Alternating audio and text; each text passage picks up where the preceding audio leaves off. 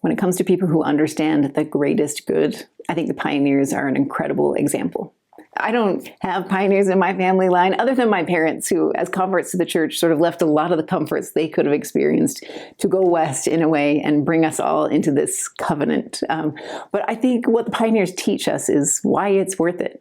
I think they always had their eye on that greater good, which meant they had to experience some incredible discomforts along the way. Their lives changed dramatically when most of them had to leave Nauvoo and make that journey west. Even the ones who came from further distances like Europe and other places, they made that journey experiencing incredible discomfort, even sickness and death at times, so that the greater good could happen, so that the generations that came after them and after them and after them could have safety and security and peace.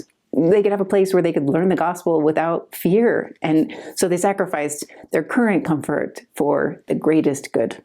So I wanted to give you some way to link all those together this week. When it comes to the actual object lesson, you could do a ton of different things. Violet and I were experimenting with a few. Like, we made a paper bonnet out of a piece of cardstock. I made a rag doll out of a tissue. There's a bunch of different things. You could make those woven rugs, or even just in your class have a stick pull challenge.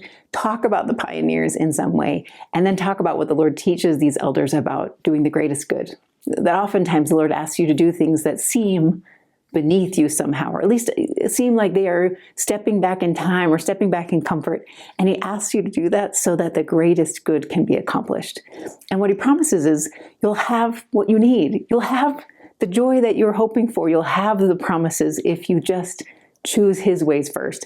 If you're looking for something easy that you could do, in the Book of Mormon, we made a wagon and a handcart. It's kind of a smaller miniature version of the one I'm holding right now. This year I decided to supersize it a little bit so that you have a bigger one to show.